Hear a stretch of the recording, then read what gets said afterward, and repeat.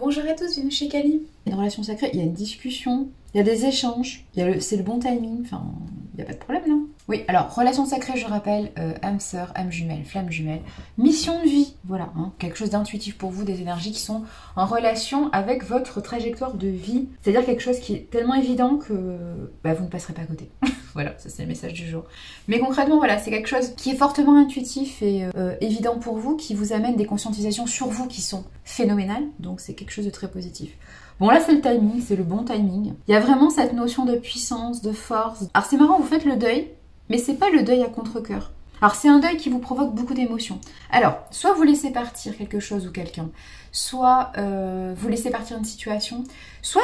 Moi, je pense que c'est plutôt ça. Vous laissez partir votre ancien vous, c'est-à-dire cet ancien vous qui avait certaines attentes irréalistes, certaines conceptions de lui-même ou d'elle-même, plutôt négatives, plutôt péjoratives, plutôt dévalorisants. Cet ancien vous, c'est fini en fait. Et alors, ça vous a demandé du temps, ça a été compliqué, vous avez utilisé des moyens, vous avez peut-être fait appel à certaines personnes pour vous accompagner. On sent que ça a été compliqué ce deuil. Hein. Mais concrètement, il n'y a pas de regret à avoir. Il n'y a pas de regret à avoir parce que concrètement, aujourd'hui, vous êtes dans ce timing d'affirmation, de nouveau départ. Ce timing de je sais qui je suis et je suis quelqu'un d'exceptionnel. La preuve, hein, j'ai envie de m'associer dans une collaboration parfaite, alors avec une personne, des personnes, une situation, une relation. J'ai envie de partager ce que je suis, parce que je suis fière de ce que je suis, parce que j'ai compris qui j'étais. Donc on est vraiment dans cette notion-là. Donc concrètement, on n'est plus dans cette notion, d'ailleurs, la main est à l'envers, hein, on est dans une victoire, hein. On n'est plus dans cette notion de se retenir d'eux parce qu'on a mal au cœur, parce qu'on ne sait pas comment faire, parce qu'on ne sait pas qui on est. On n'est plus dans ça. Alors oui, le deuil a été long, mais ne soyez pas dans le regret, ne vous dites pas que vous êtes en retard. Vous avez fait ce que vous avez pu comme vous avez pu, avec la conscientisation que vous aviez de vous-même, et surtout avec le passif, les blessures, la construction que vous aviez. Donc ça aussi, il faut en tenir compte. On est tous différents dans cette construction parce qu'on a tous des objectifs, des priorités différentes. Donc on se construit, bien sûr avec les mêmes blessures, mais on se construit différemment selon nos priorités, selon notre vision des choses. Et nous construisons petit à petit ce que l'on peut construire. Mais il y a des gens qui vont effectivement... partir sur des priorités, je sais pas moi, professionnelles ou privées, et réciproquement. Elles vont partir sur des choses différentes de vous. Et ça, du coup, c'est pour ça que personne n'est en retard. Chacun a ses propres priorités, son propre angle de vue, en fait, c'est ça. Et alors, ça tombe bien parce que les angles de vue les angles tout simplement, sont compatibles. On a cette possibilité de nous entendre avec des personnes qui ont des angles de vue différents, qui ont des points de vue différents, qui ont une façon de s'exprimer différente.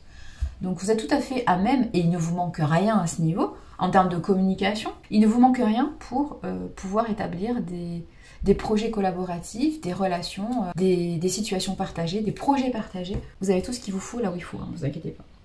Donc concrètement, on est dans cette réussite, oui. Là, il y a vraiment cette notion d'émotion forte, hein. On sent. Mais je suis pas sûre que ça soit lié au deuil. Je pense que le deuil, vous l'avez fait. Donc ça y est, c'est ancré, j'ai envie de dire, c'est fait. C'est plus qu'enterré dans la terre, là. Oui, c'est ça. Vous êtes reparti sur ça. Il y a des fleurs qui ont poussé sur ce nouveau départ. On est dans l'émotion, mais qui suit le deuil. C'est-à-dire que vous êtes en train de vous retrouver. Vous êtes en train de vous redécouvrir.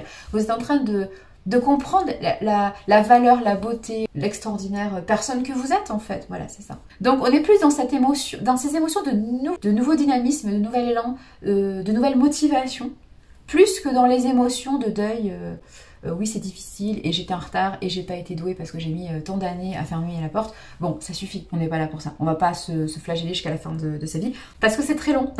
C'est très lent sinon la vie comme ça. Alors vous me direz c'est un moyen d'être dans cette éternelle jeunesse. Oui c'est ça.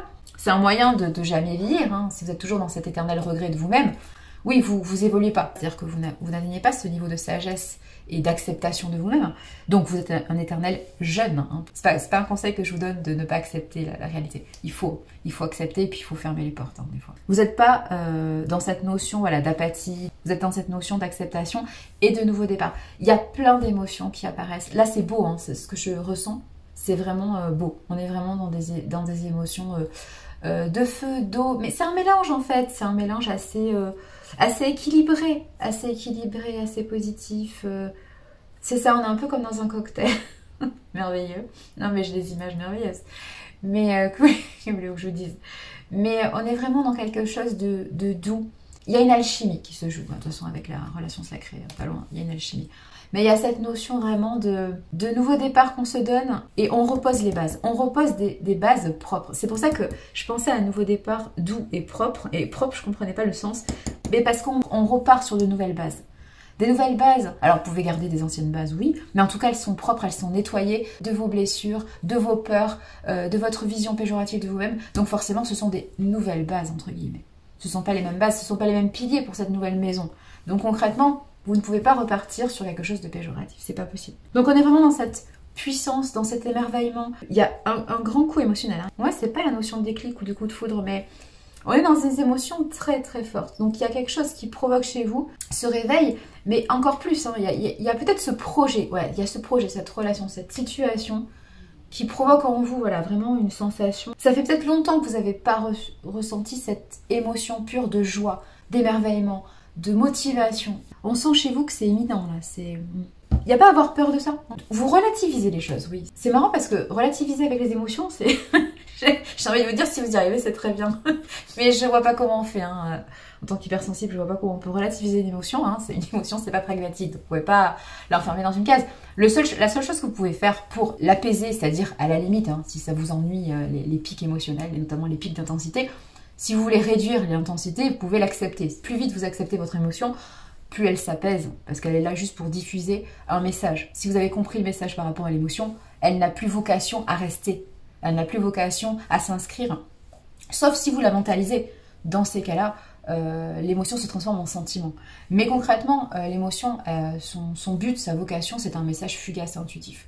Donc concrètement, si vous voulez effectivement réduire l'intensité pour X raisons, parce que par exemple vous n'êtes pas à l'aise avec des émotions fortes, bah, acceptez-la. Plus vite vous l'accepterez, hein, plus vite vous vous en débarrasserez entre guillemets.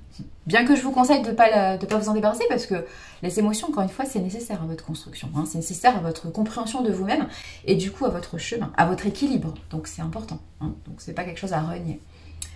Donc bon, il y a quelque chose de très très beau quand même. Hein. Il y a ce regard puissant, cet apaisement, ce redémarrage en force, j'allais dire oui, pourquoi pas. Par rapport à une ancienne, mais c'est pour ça que je vois fermer la porte, hein, par rapport à cette ancienne énergie du passé, ouais.